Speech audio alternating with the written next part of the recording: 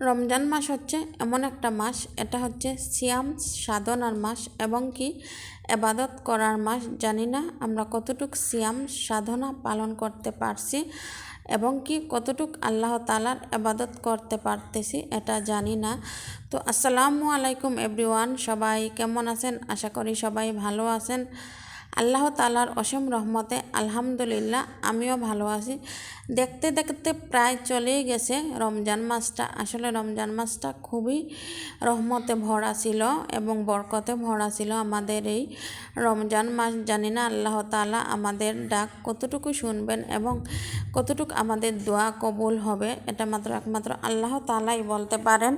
আল্লাহ তাআলা বলছেন, সেই ব্যক্তি সবচেয়ে থেকে হতভাগা যে কিনা রমজান মাস পেয়েও তার গুনাহ মাফ করতে পারে না, করাইতে পারে না। জানি না আল্লাহ তাআলার কাছে আমরা কতটুকু ইবাদত করতে পারিছি এবং কতটুকু আল্লাহ তাআলা আমাদেরকে ক্ষমার দৃষ্টিতে দেখবেন। যাই হোক, মহান আল্লাহ তাআলার কাছে এটাই চাই যাতে আল্লাহ তাআলা আমার গুনাহগুলো সবগুলা মাফ করে দেয় এবং জীবনে যা গুনাহ করছি সবগুলা আল্লাহ তাআলা যাতে আমাকে ক্ষমা করে দেন এবং এই রমজানের উসিলায় যাতে আল্লাহ তাআলা আমার ভাগ্যকে পরিবর্তন করে দেন, যাতে আগামী বছর ইনশাআল্লাহ এর থেকে ভালো কিছু আমি পাই, এর থেকে বেটার কিছু পাই, এটাই চাই মহান আল্লাহ তাআলার কাছে। চলে যাচ্ছে গল্প করতে করতে ছাদের উপরে। ছাদে অনেকগুলা কাপড় ধুয়ে দিছিলাম সকালে, এগুলা শুকিয়ে গেছে। আসরের নামাজটা পড়ে ফেলছি, পরে তারপরে চলে যাচ্ছে কাপড়গুলা নিয়ে আসবো ছাদ থেকে। আজকে প্রচুর রোদ উঠেছে, প্রচুর রোদ উঠেছে।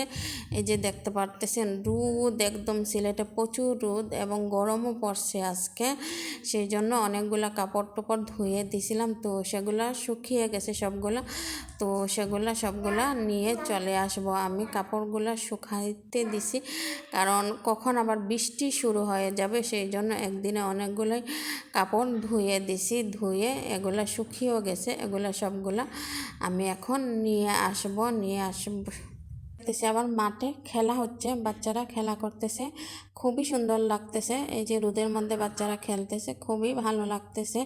কারণ রমজান হোক আর নাই হোক, বাচ্চাদের তো খেলাধুলা তো অবশ্যই করে এবং খেলা মিস হয় না, ওদের রোজা হোক আর রোজা নাই হোক।